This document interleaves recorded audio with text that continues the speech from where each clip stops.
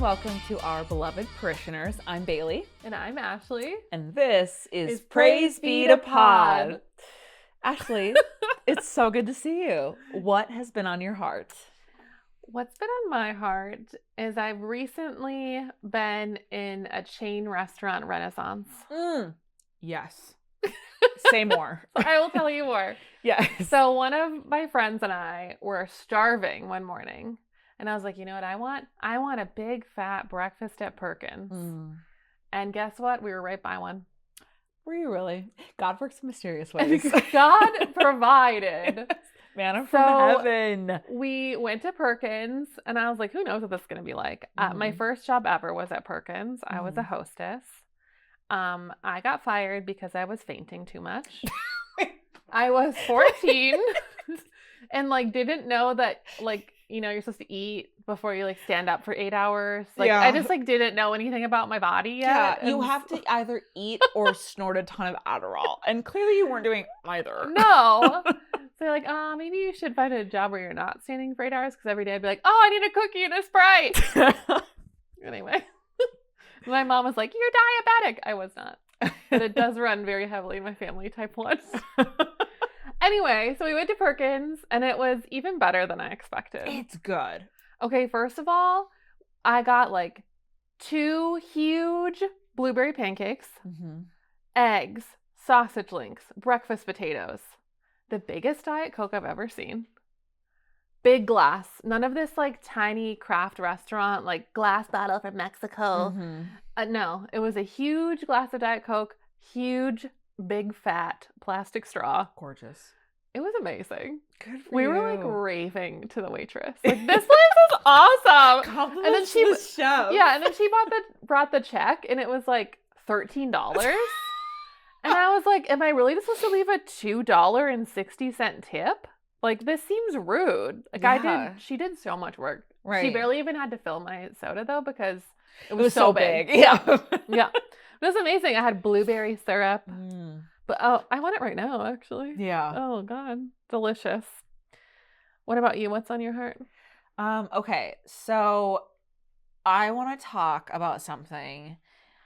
I feel like in many situations, wedding culture is getting out of hand. Totally. Yeah. And so I am a single gal, and I'm just, bopping around the town, and I've got a lot of friends who are finding the love of their lives, having babies. I'm here for it. I love it. And it is a financial investment to celebrate people. And I feel like, okay, that is honestly a sacrifice that I'm really happy to make, because I really love celebrating people. Yeah. But it's very expensive, and there are certain situations where it's I have not experienced this personally, and I also want to clarify that the friends I have in my life are very reasonable in what they've asked.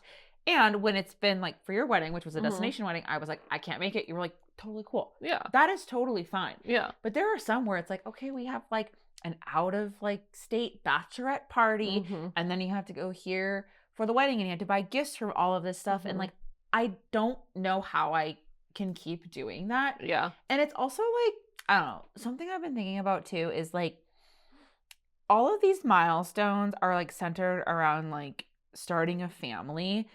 Even just the concept of when someone has a baby, you do a meal train for them, have a baby shower, all these things that I love to do. But the purpose of doing a meal train is that parents aren't getting any sleep and they need help. But have you ever met a person studying for the bar? They are also not getting any sleep and are losing their minds, and there are no meal trains for people studying the bar. And it kind of pisses me off, if I'm being a little honest. Why are we only celebrating milestones that have to do with marriage and family?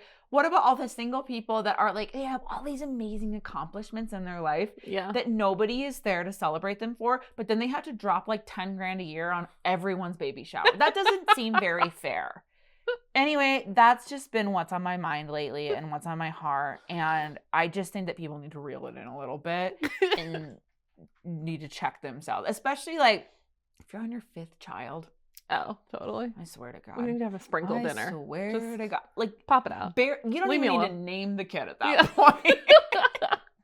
I don't know. Just a thought I've been having. I don't. Yeah. Yeah. I don't know. You're a married person. What do you think about that? Am I being kind of like a downer? I mean, I think the position needs to always be, this is what I want to do. I have no expectation for anyone to do it with me. Mm-hmm. And it's a slippery slope, because then when no one does show up, it's a bummer. Sure. So it's like, this is what I want to do. Like, for our wedding, we really wanted to have a fun time. We had people traveling from everywhere, no matter where we had it, because we have people from all over the country. Mm-hmm. And in the end, it was like the cheapest thing for everyone and the least stressful thing for everyone is to do it in Mexico.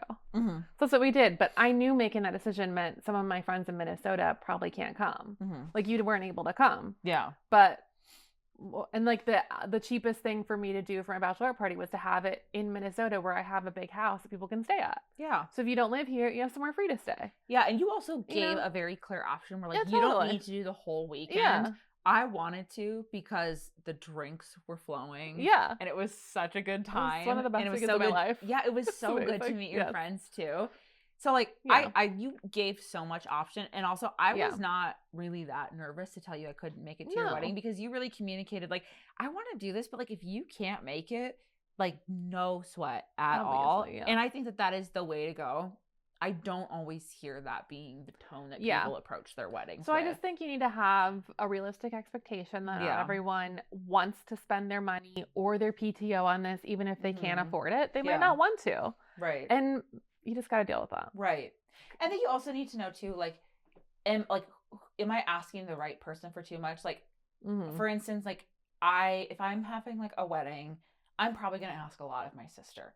I've also given a lot to my sister. Right. That feels appropriate. Or like my best friend, I invested a lot in her wedding. Yeah. Super happy to. I know she'll return the favor to me. Like, I'm not worried about it.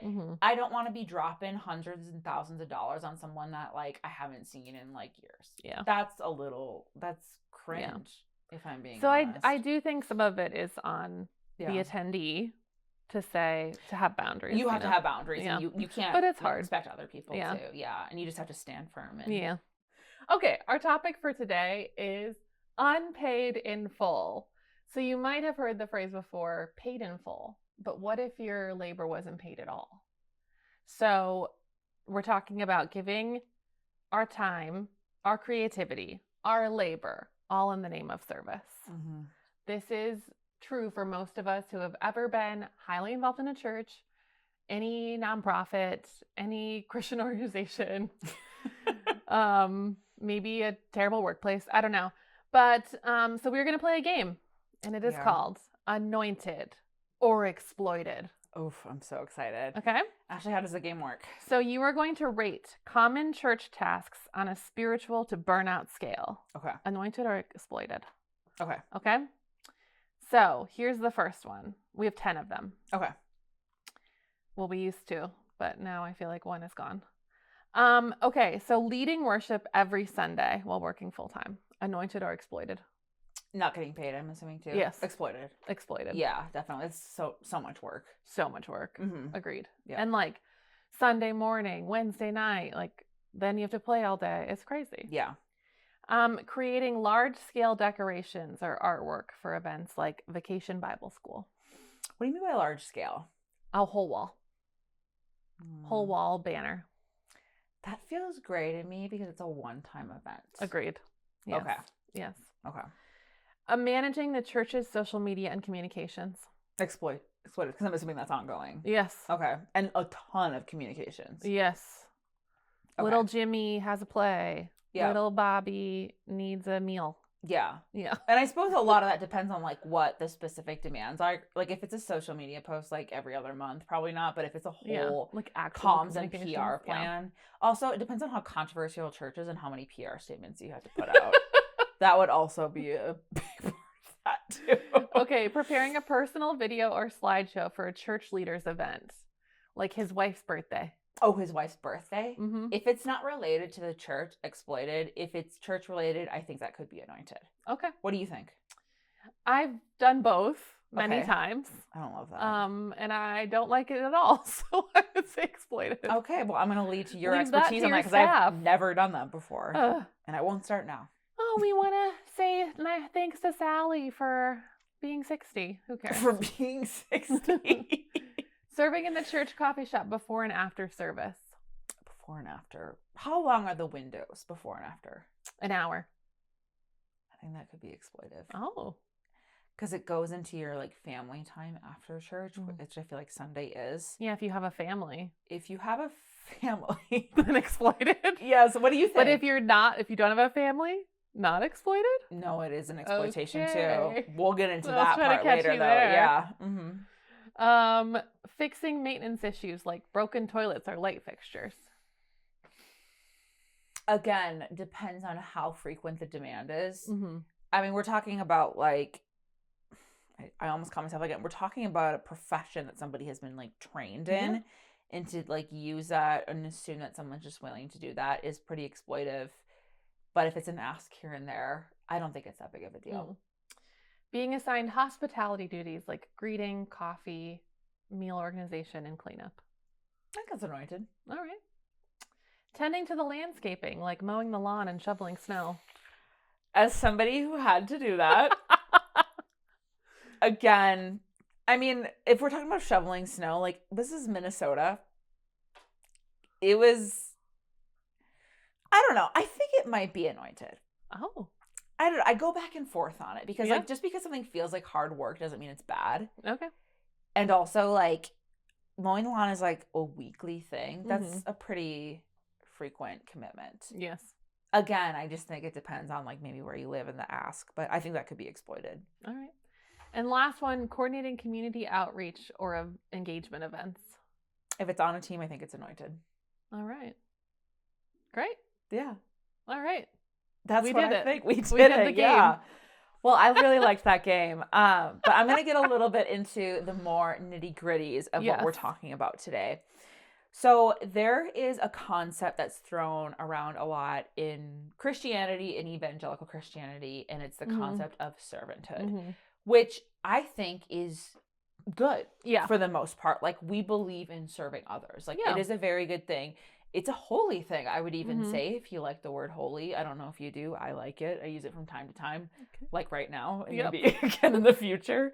And like I said, like while I think that serving and volunteering can be a good thing and sometimes even necessary, it's also something that's like really easy to exploit and often is. And a lot of time, like serving is equated with like really immense sacrifice. And that sacrifice can often extend beyond reason, absorbing our time, energy, resources, and sometimes even large sums of money. Yeah. Which I think really gets into like the controversial. So I don't know. I guess like when we question a lot of things that happened too when we were asked to do things that felt like a little beyond our capacity, like use our talents that we had creative or whatever, and we just felt like it was maybe too much of an ask. A lot of times I feel people, like whenever they have questioned leadership in the church about it, they're often met with like, you're not doing this for people, you're doing this for God. Right. And because of that, then there's this expectation to give endlessly. Yeah. And it's a really slippery slope to spiritual abuse, I would say. Yeah. So what would you say you were taught when it comes to like servanthood and giving to the church? I mean, I feel like I was taught from not from my family, but from like the Christian places I was immersed in. I was taught like give until you have nothing left. Oof. Like I sold everything I had twice to like move and be a missionary. Really? And that was not a big, like that was not crazy to me. Actually, I did it 3 times. Were you asked to do that, or did you feel like personally compelled? I think to do that, I felt compelled because it was like, I didn't have the money to keep it. I didn't have the money to pay for storage. I didn't have the money to pay for like, to ship it wherever it needed to be. Like it was just, I was called somewhere and had to go type of thing. But that might not even sound that related, but in a sense it is like giving up everything you have to serve God is like kind of the idea behind what I grabbed onto. Right, because like regardless of whether you were specifically told in that moment to give everything, like it's prevalent Yes. in a lot of like evangelical theology, that like whether or not you were directly told it, like you were influenced by that expression for sure. And I mean, I gave up every summer. I worked at camp. I gave up every spring break. I did a mission trip. I gave up like so many nights every week, every weekend. Like, yeah. Yeah. Absolutely. So it was very intense for me. Yeah. Yeah. And I'll tell you more in a little bit. No, for absolutely. sure. What about you? Okay. So I was a pastor's kid. And so I would say serving in the church and doing life didn't really feel like very different things. Yeah. It was just kind of like in every facet of our life. And there was also like, as a pastor's kid, I think a higher expectation to be involved. So like, you know, my mom was a pastor. So like if, you know, somebody wasn't available to like, you know, mow the lawn or weed the landscaping or shovel the snow, like it would default to us. Or like she would obviously feel more comfortable to ask her kids than like somebody else's kids. So we just did so much more than everyone else, which is like, I wasn't called to be a pastor's kid just because my parents were called to be pastors. Like it wasn't a choice. Right. And so, and I also like, I don't know, it's tough because I really believe in servanthood too. I also think it's okay for kids to do chores. Yeah. In fact, I think kids should do more chores than the average kid does. Yeah, these dumb kids today. Yeah. And also, like, there were things I wasn't able to participate in because I was busy helping with church things. And so, yeah, I don't even, like, remember even being taught about servanthood. It was literally just a given. I don't even remember being taught about that until I was actually older and in different ministries. I just think it was like well, this is what you do. You don't have to be taught to breathe, so you don't have to be taught to serve in church. I would say, honestly, that's, like, I don't remember actually being taught about it. We just went right into it. Yeah. I remember when I came to church here when I was trying to find friends, and I came to church in Minnesota. It was the first time in probably my whole life that I wasn't involved in a service. And I was like, it's so weird just to sit here. Did it feel a little guilty? I felt guilty, and it also felt really weird that like nobody knew me, and I could just like disappear and no one would know the difference. Like, that it just felt very strange. Yeah. No, I could totally see that. I have felt that too. And there are times where like I'll be sitting in church and I'll be like, oh, I really need to be getting involved in that more. And like, I'll probably say this several times this episode. To some extent, like, I really do believe in investing in the well that you pull from. Yeah. Like, I do think that, like, you should be giving back to your community, especially if you're, like, benefiting from them. I also don't think that, like, you know, like, churches are, like, nonprofit, like, organizations that, like, do need, like, donations and things to be run. Like, that's how, and if you're benefiting a lot from the sermons and the resources offered by your church, it's important to give, especially if you're a person of resources, because hopefully your church is giving resources towards vulnerable people if they're doing the right thing. So there is an element of that, and it is hard to like find that balance for sure. Okay, so let's go back into our little stories of exploitation. Okay. So where did it start with you when you were younger?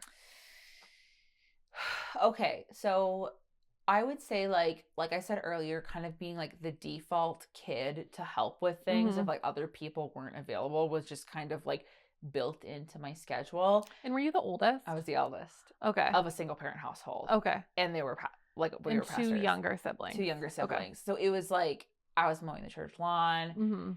I was helping like weed or like landscaping, like I said, and then I was also like heavily involved even from a young age in like working in our nursery, so like people could go like participate in sermon and then I would be like taking care of their kids. Other kids were involved too, but I do think if I'm remembering correctly, I did a little bit more. I also didn't mind because I didn't really care for sermons. Right. So I was like, all right, I'll hang out with these kids. And I love kids. So like didn't really feel like that big of a deal. But yeah, I do feel like a lot of that burden ultimately did fall on me to do that. And when I would like question it or like push back a little bit, I got a lot of like, you know, our lives are not our own. Like you're supposed to like offer your life up as a living sacrifice, things like of that nature.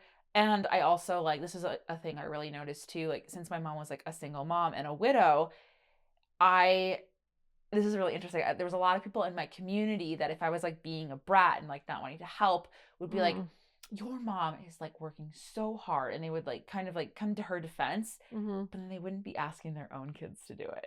It was really interesting. I felt a little bit like a scapegoat even for other people. And although I'm really happy, like I think that like community like discipline of a child is like great. Like it takes a village. It was so interesting how like people would have higher expectations of my participation than of their own children. Yeah. So I felt a little scapegoated in that too. Yeah, I was definitely like in the nursery a lot. I remember that. Even in high school. Like I don't feel like they would allow that now. I was probably like 15 with babies. With the kids? Oh, yeah, with a bunch of them. 10 and 11. Easily. Easily. With younger, like very young kids too. Yeah, I don't think that's allowed anymore. Thank God. Yeah, I don't. And it was like me and my boyfriend. It wasn't like, so there wasn't an adult in there. Right. It's that you had really like weird boys in the nursery too. I think so. See, this is really interesting because that was not allowed, or at least it was not a thing that was happening. But then that like also like just made more work for the girls than the boys. Like I don't remember the boys being involved. I got them to do it. Oh, you got them to do it. Yeah. Okay. I was like, you should do it with me so we can hang out. Obviously. I kind of respect that. Yeah. So what about like when you were a teenager? Well, okay, so my first summer working at camp, I was an SIT, servant in training. That's what they called it? Yeah, so it was basically a trick to get free labor out of like 14-year-olds who were too young to be counselors or junior counselors. I had to be like 14 or 15. I was young. Or probably legally too young to even be employed. Yeah. Professionally. And so we had to do all the dishes, 3 meals a day, wash all the floors, wash the kitchen, clean the bathrooms. And it was like under the guise of servant in training.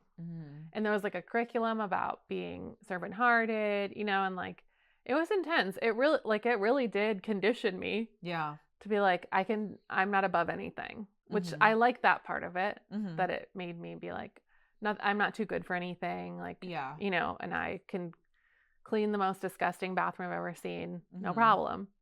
But when I step back now and think of it as an adult and think of like, if my kids I don't even know my parents knew what I was doing. I don't know if they would have been like, oh, great idea. Yeah. Maybe because I was kind of a brat at home. So like maybe it'll make you less of a brat. Well, and I'd be curious too, like if the message just was like, don't be like too good for anything. Were leaders doing that work too? I mean, I think most of them have gone through the program. Okay. But were they doing it in real time? No, because we were doing it. Yeah. See, that to me is exploitive. Well, like, and then each cabin was assigned a different meal for the week. So it might be like, oh, this cabin's helping with Sunday dinner. But we were there every meal. Yeah. Okay. So they were doing it, but like with their cabin. Okay. Yeah. Okay. Gotcha. Interesting. Yeah. I would feel like, I feel for me too, like when I became a teen, a lot of what I did as a kid just kind of like ramped up a little bit. And so it was just like, a lot more like babysitting and stuff. And then I started like volunteering in the sound booth in our church, which I feel like is a thing that a lot of like the guys would do. Yeah. But like, I honestly just like didn't, I wanted to develop, I don't know. I just kind of started getting sick of nursery and I just didn't like the commitment to it or whatever. And I think that there was a part of me that also felt like, oh, if I have that, I like worked this sound booth at my church that would help me get like media jobs or something. Like, which I did for a little bit, put that on my resume. So that was something that I participated in pretty regularly. And then when I was a teen, I actually really liked this part, but we had a really lovely youth pastor that I think really saw the gifts in me. And I actually don't really have anything negative to say about this person, even though like I don't think we would probably ideologically align. They just were like really encouraging to me and really saw a lot of my like kind of aggressive aspects of my personality as like really good things. And I felt they like maybe for one of the first times in my life, it was like celebrated instead of being like, oh my gosh, I really won't shut her mouth. Like that kind of a thing. But she would started getting me involved in like the formation of curriculum. And I would say like, I think that is a very slippery slope to making a kid do your job. Yeah. I would say she perfected it in a way that was like mentor while also taking on full responsibility. Yeah. So she would like have me involved in like the creation of certain things or in like discussion leading because she felt like I had like these leadership gifts. And I would say like I don't have any criticisms of the way she did it. I think like as a leader and as someone who took full responsibility, worked so hard, and really used that as an opportunity to like lift me up, I would say that is like the request for servanthood done correctly. Yeah, anointed. It would be anointed. Yes, correct. Well, and of course we had puppets. And we had the puppets too. People And that forget was about the like puppets. fun. And Yes. no one was asking me to do that. Right. It was just an option to join. Yeah. Mm-hmm. And then young adult me is when it got real crazy. Okay, yeah. See, that's when it kind of lessened for me. Okay. No, I just Interesting. got more and more crazy. Well, I want to hear about it. What kind of stuff did you take on? So when I went to college, I was so afraid of backsliding. Right. You don't want to do that. That I got really involved with InterVarsity, like I talked about before. Uh-huh. But I got so involved that it was like, it became my major, you know? Mhm. I was no longer there for college. I was there for InterVarsity. Got it. Mm-hmm. And so I did like the slide deck for before we had like ProPresenter or whatever people use now. We used to just use PowerPoint. So I did like I had to design the PowerPoint every week. And then I would like run it during our large group service every Monday night. Mm-hmm. And then I also like led a small group and, went on, did stuff with like different weekend retreats, things like that. It just became my whole life. Mm. Yeah. Dang. And then obviously when I became a professional Christian, a working Christian, an employed Christian. Yeah, like that is a very gray area because you're working way beyond what you're getting paid for. Mm-hmm. But it's also your job. Yeah. So like I just felt like I was constantly working basically. Right. Yeah. But I got paid so little. I always had to have another job, if not 2 other jobs. Really? Oh yeah. See, that is a story I've heard from a lot of people too. Yeah. And like, I feel like a lot of people who are like missionaries in particular have to outsource their salaries too. Mm-hmm. So they have to fundraise for their salaries. Fundraising is ask impossible. other people to pay the salary for them to work for said organization. Which, by the way, like the thing that really bothers me is like a lot of these organizations like do like pull money from people when they're like participating in their program. So it's like you do have an income. You do have a stream of income coming in. Where is this money going if it's not to pay for the people who like labor 24/7 for you? Yeah. That I'm really curious about that. Mm-hmm. Also, I know that like places like a lot of these big organizations get tons of donations from people too. I mean, I know it's super complicated and I know there's like lots of different ways that they disperse that money. Mm-hmm. But there's so many missionaries from these organizations, they would never be able to fund them. I mean, I don't even know how it all works, but yeah, neither do I. It's wild. And when I worked for a nonprofit, I was like, oh, thank God I don't have to fundraise anymore. Mm-hmm. But it was still like infiltrating my whole life. Mm-hmm. Yeah. And I mean, I learned so much working there, but it was one of the hardest jobs I ever had because it was so demanding. Yeah. Like emotionally, spiritually, relationally, and then like mentally, because it was so intense all the time. Everything was so urgent and right. And depending on the nonprofit you work for, the subject matter can also be really heavy too. Mm-hmm.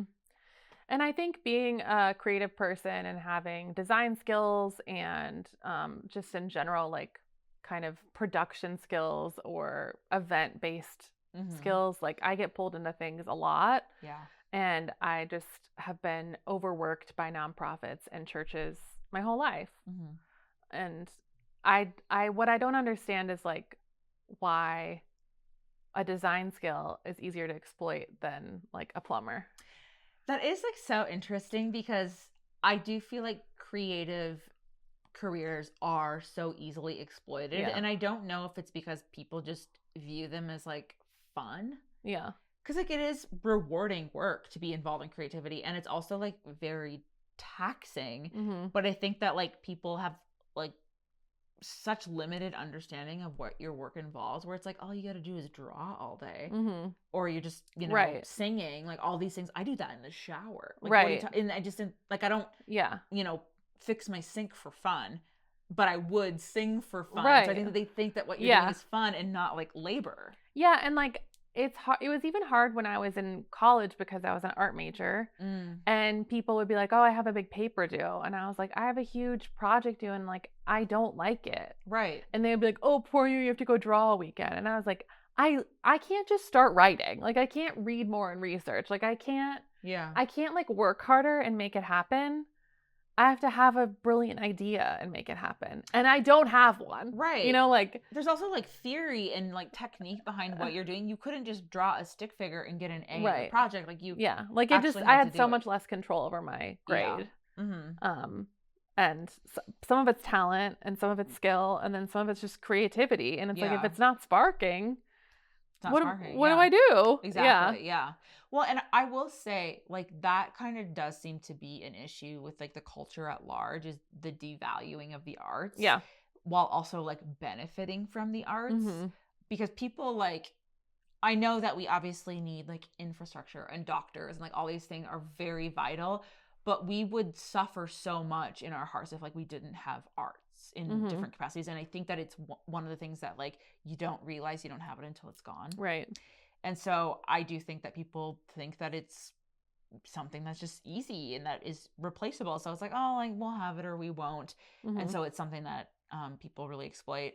I will also say too, and all this isn't like universal, I do think a lot of these creative expressions are often associated with jobs that women have. And just like with teaching, nursing, all those things, jobs often associated with women are severely underpaid. So I do think that there's a sexism dynamic in that too.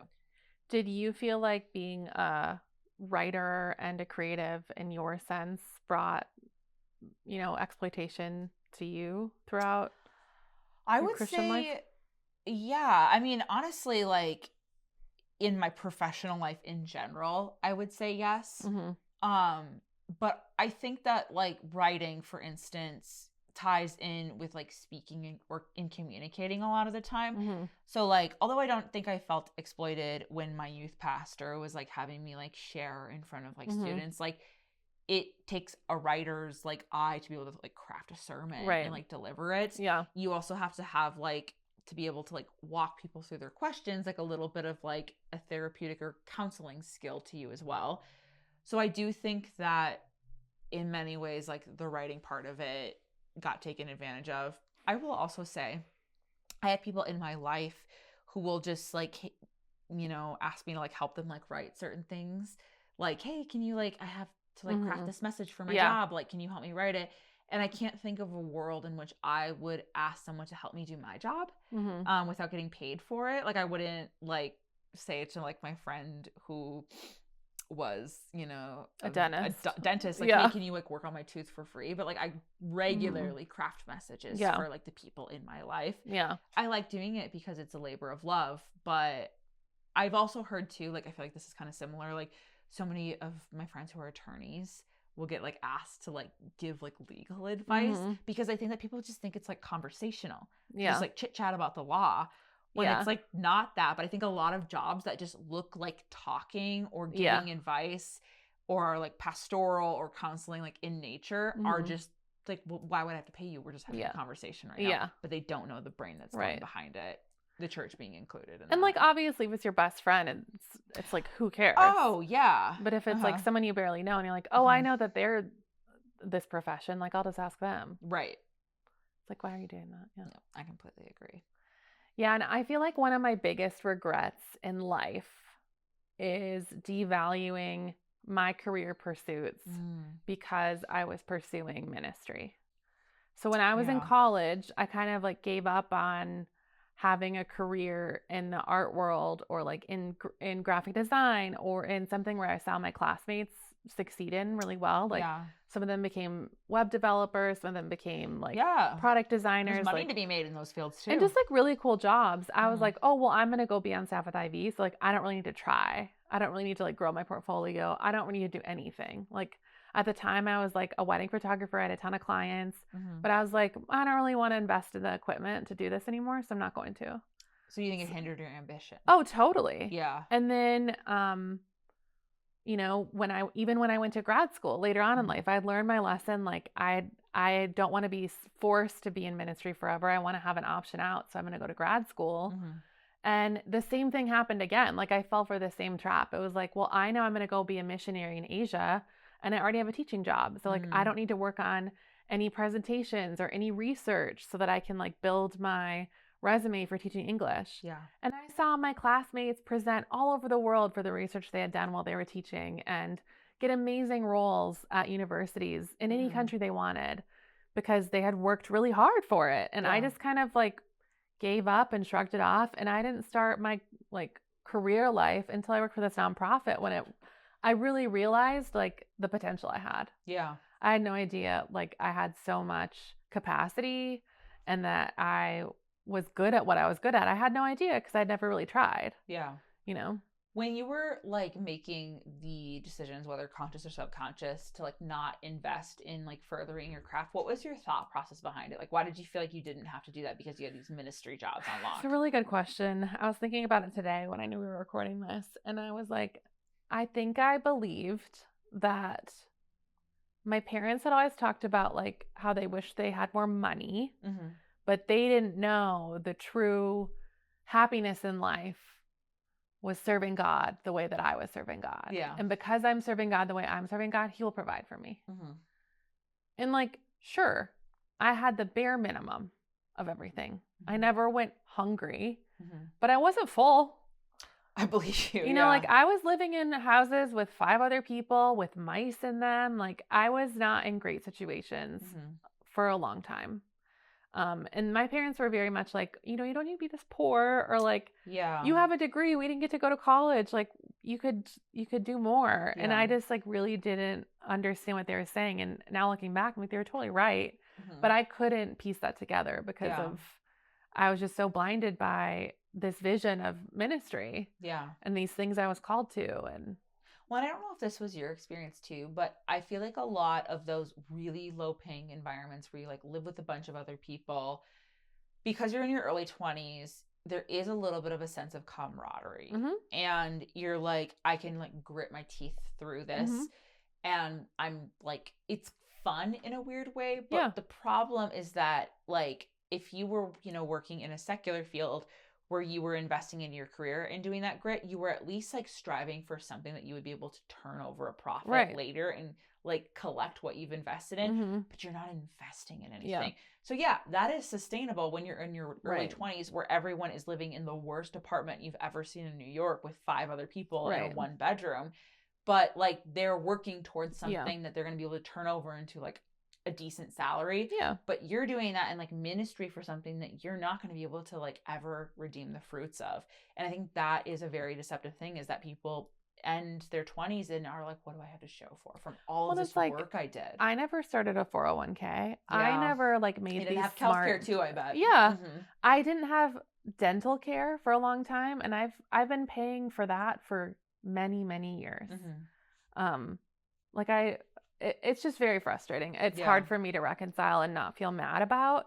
These are all decisions that I made. Like no one tricked me. No one asked me to do something I wasn't. So that's where I need to go back to, is like, I feel mad about it and I have regrets, but I'm okay now. You know, and I love where I am now and I love my life now. And that's really all I can focus on. Because the more I look back, the more I just like want to rip my hair out. Well, and like, I think it's great that you're taking like personal accountability for it. And I hope that you're also gentle with yourself and self-forgiving, because maybe someone didn't like make you do it, but like we were surrounded by ideology that put particularly women who sacrifice everything and ask for nothing on a pedestal. Like that wasn't an ideology you pulled out of your ass. Like you were fed that. And I think I also felt like when I was in these ministry situations and I was so poor, I remember thinking like, you know, it's much easier for couples.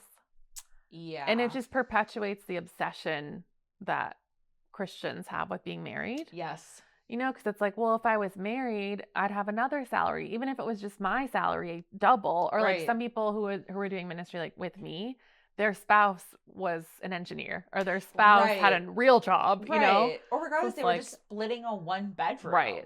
Versus like having to split a 2 bedroom with a roommate or have like your own place. And at times I lived with students. It was very healthy, you know, and like that was my job. So I was truly a professional Christian inside and out. And I do think that I was exploited by the way that we've set up ministry today. I don't necessarily think each ministry exploited me. Maybe my job, my nonprofit job did. Yeah. But my ministry jobs, like I knew what I was signing up for and I signed up for it and I kept going no matter what. Like I worked way over my hours because that's what I wanted to do. So I exploited myself a little bit in those situations, but I feel a lot more taken advantage of by, on top of being in a nonprofit job or on top of being in ministry, then the church wanted more of me too. Yes. And they like, also made their agenda like the agenda of God. Yes. They put it on a pedestal where it's like, if you're saying no to us and you're creating a boundary with us and what we're asking, you're doing that with God and you're impeding upon like the kingdom plan to convert all these people and ensure that they have a secure spot in the afterlife. So the stakes were so high with creating a boundary. Whereas like if I create a boundary at work right now, I have like a couple conversations with my boss, but it's not like the whole weight of salvation is on your shoulders to take a day off right now. Well, and like at my job now, I'm like, oh no, someone won't get a piece of mail tomorrow. Yeah. Like maybe a day later. You know, it's not like the end of the world. Like I really thought it was life or death, eternal life or death before. Yeah. So it's just so stressful. I totally get that. I would even say like, I think I have a very healthy work environment in my job right now. And a lot of it is because like, I feel like the responsibility is put on the right person where it's like, I do my job, but at the end of the day, like it falls on my leaders. And I do feel like there's a strong sense of personal responsibility on leadership in particular. Whereas in the church, it's like, we're all leaders. We all have like the same level of responsibility to like do this kind of stuff. And I feel like that's just like a way for like leaders to kind of like get off the hook a little bit on doing their jobs correctly. One thing too, I wanted to say a little bit more about when you were talking about how like there's this obsession with marriage in a lot of this stuff. I feel I've actually like heard people talk about this, how they felt like a pressure to get married in the church because of how much couples were put on a pedestal over single people. And I'm even thinking like, I have a friend that I'm thinking of who did a ministry or like volunteered in a ministry. She didn't even volunteer. She paid to work for this ministry. And a lot of it was like under the guise of like, you know, you'd be getting like these ministry classes, you would be like learning theology and like these practical things that you could apply to like your ministry. When she got there, like there were a few of those classes, they were constantly being canceled, but she was regularly babysitting for the pastor. And she also had to have her own job and they would ask her to like take time off of her job to babysit for them. And when she would be like, well, I have to like pay the dues that you're asking for me, they would bring the whole like, you have to have a servant's heart right now.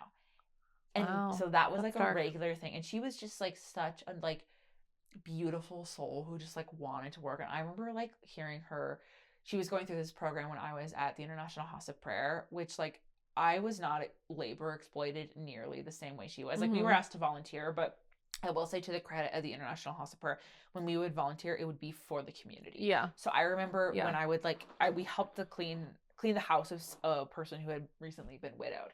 That to me is the Lord's work. I don't mind doing that. That was not what she was doing. And I just remember like hearing these stories and how like at the time she was like a single girl and there was just so much pressure put on her to like sustain the marriage of these like pastoral couples because they're like, well, we need to go on like a date night so that we can like invest in our marriage and we need someone to babysit our kids to do that.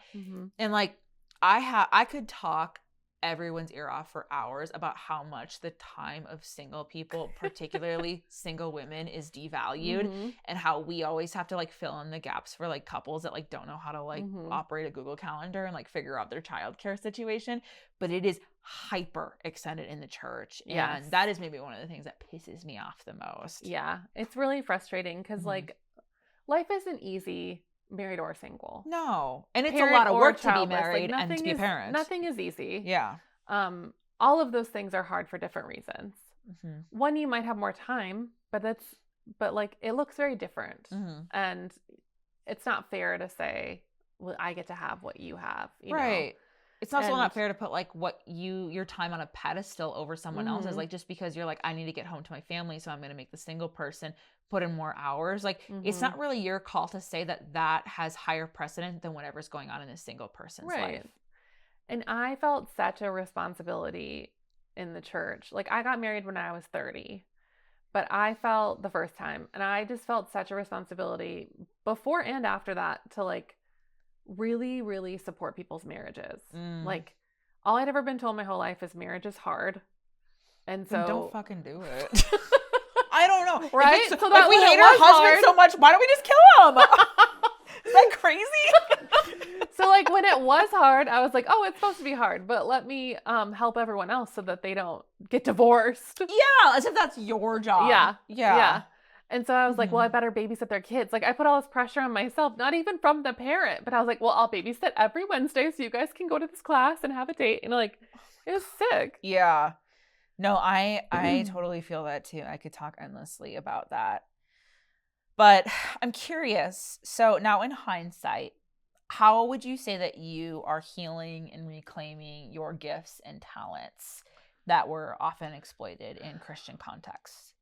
I think that the biggest thing for me was to start having better boundaries with things that I wanted to do and things I felt pressure to do. Or like if something would take me 5 minutes and I know it would take them 5 hours, I can do it. Yeah. But I also know that like once you give an inch, they'll keep coming back. Yes. So, well, in general, like I'm not involved in a church anymore, so it's basically solved its own problem. But I do really, really care for the refugee community in Minnesota. Yeah. And when I first moved here, I interviewed for a lot of refugee role, like communications or like project management stuff with refugee services programs. And I didn't take any of those roles, but I have thought over and over again, I should volunteer. And I just have no idea what to do. Yeah. That won't completely overwhelm me. And so I just have been donating. Yeah. Like, that's they true. already have a system. Money talks. And I've like messaged their social media before. Like, if you like, Yeah. I know that a lot of them had big issues with being defunded with government grants. So I was like, if you need any help with social media, you need help with design, like please reach out. I'm happy to volunteer. Like things like that. Because I know I can do that quickly. And if someone like lost their support system for those kind of things, like I can help. Yeah. But I think I've like created kind of a list for us to talk through of like check marks. Like, so if you don't know whether or not you're being taken advantage of, like I would just ask yourself these questions. Like, is this a spiritual gift or is this a professional skill? So a spiritual gift would be like prayer, hospitality, encouragement, wisdom, you know, and like a skill is graphic design and being a plumber or an electrician or a copywriter, you know, like if these are things that you get paid for at work, they're probably things you could also get paid for from whoever's asking you. And you could offer a discount or you could, you know, there's lots of options. And if it's something you really want to do, that's different. But I would just ask the question there. And something you said over and over again when we played the game is how often is this and what's the time commitment? If it's a one-time thing, it usually isn't. So just be careful. And that's to the like, give them an inch, take a mile kind of a thing. Like check in with yourself and be like, how often am I being asked to do this? Because I feel like that maybe is the loophole where people get into exploitation, is that they stop tallying how many times they've had to do something for someone. And is this sustainable for my lifestyle? So it's like, Mm-hmm. if I have to do this once a month, like I remember I served in like our church coffee shop in Florida, and I did it once a month. I worked before and after. It wasn't a big deal. Like, I'm happy to do that. And it's easy. And so give someone a cookie, get them a coffee, whatever. Like, and that's not like a skill that I have in general. So it's fine. And then is anybody benefiting financially? So if the church is like charging for this big event and they're charging everyone $200 and you've spent 300 hours preparing for the event, like, you should be drawing a boundary that's like, I can volunteer up to this many hours and then I'll have to be paid this much. Like, you just have to be really upfront and really clear. Yeah. Because a lot of times churches also don't even know what's going on behind the scenes.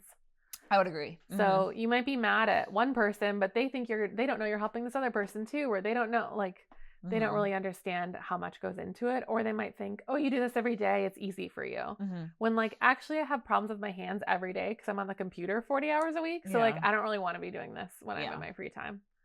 No, that's super fair. And then the last one, would a man be asked to do this? Ooh. If you're a woman. If you're going to take anything away from this episode, would a man be asked to do that is a big one, because I can't even tell you how many times I have seen young and old men coast in their church environments. And not only would a man be asked to do this, but would they be asking a man to give this much, this often for this little recognition? Yeah, and with this much emotional engagement too. Mm-hmm. Yeah. So I saw a lot of like intercession teams that were all women, you know, and that's a very intense practice. Yeah. Throughout many religions. But it's like, it's very emotional. I mean, that's you putting yourself in the place of whoever you're praying for and taking on like everything that they are experiencing. And so if you truly believe in that, doing that 3 times a week is not sustainable. Right. Like, especially if you do believe in the power of prayer and you're asking people to do it, then you should know the toll that it takes on someone. And if that's your number one hobby, go for it. Oh, yeah. I like to pray, if I'm being honest. I never have. But... It's not for you? Fair enough. I was always like, I can go on a walk, but I can't just like sit here. I would have never gone to IHOP like you. No, it was kind of fun. I would have lost it. But it's wild. Yeah, I don't know. Yeah. I have another thing too I wanted to add to that as well. So I would also say that if people in the community are being asked to like give a lot, I would pay special attention to like who in relation to how many resources they have. So for example, there is a story in the Bible, I know I'm going to tell a Bible story, that I think is very often exploited by the church. And it's the story of like the widow with the 2 mites. And in this story, Jesus observes this woman who is a widow and is very poor. And she goes to like offer money to like the offering plate that they have. And it's just 2 mites, but it's everything she has. And Jesus points out to the Pharisees or whoever's watching, like, look at how much, like, this woman has nothing and she gave everything she had. That is far more valuable than, you know, grandiose expressions of generosity. And I feel like a lot of people, exploiters in particular, will look at that as like a command for poor people to give everything they have, versus as like a call to action for rich people to observe. Like, if you have a lot of resources, you should be giving way more than a person who has none. That clearly the audience of that story was rich people saying like, that woman should not have to be giving that much. You need to be the one stepping up. So I feel like it's really important to like observe, like, are people in positions of power who have a lot of resources taking the easy way out of this, and are vulnerable people subject to this exploitation? That's something I would pay attention to as well. That's good. I would say the difference between service and exploitation is consent, clarity, and care. So if you can't say no without guilt, it was never truly service. Yeah. Absolutely. Yeah. Anything else to add? Anything else to add? I wouldn't know what to know. Yeah, I think we kind of got it. Like, I would say like this is something that I am still really unpacking for myself, because it really transitioned from like religious like sacrifice to like secular, because I got really involved in like nonprofit and political work, which is like pretty low income, tons of hours. And I would say like, this is kind of crazy, but like this podcast is maybe one of the first creative things I've done for myself. Aside from like drawing or doing like a little project in my house. And so that's kind of like a labor of love that I'm doing for myself, that has nothing to do with like uplifting like somebody else. It's like purely for me and you. And so that's something that I'm kind of like trying for the first time, but it's something I have to do a lot, because I process a lot of guilt with putting a lot of work into stuff that's myself and not like serving the greater good. It's been like really fun for me to have a creative outlet that I am the main critic for. I just faced a lot of criticism being a designer in-house, because you kind of run out of ideas after so many years. Like, you only have one brand. So to be able just to do whatever I want has been really fun. And it's been really good. I feel like I need to give credit where it's due. Ashley does all of our design. And so if you see something on social media and you're like, that's beautiful, like Bailee and Ashley are doing great, take me out of the equation. That is all Ashley. Your gifts have really been flowing, and I've gotten a lot of really amazing feedback, and I have to give credit where it's due. It's all you on that. Wow. Well, I think we're a great team because you have such witty captions. I'm a little silly. The silly comes out from time to time. All right. Well, blessed are the listeners, for they shall inherit a large pancake breakfast from Perkins with a huge Diet Coke. You can find us at praisebetapod.com on the web and praisebetapod on Instagram and YouTube And Threads. and TikTok and Threads. We'll see how long Threads last. Yeah, we'll see. In general, not even just ours, but like, when will that empire fall? All right. It is finished. It is finished. Bye. Bye.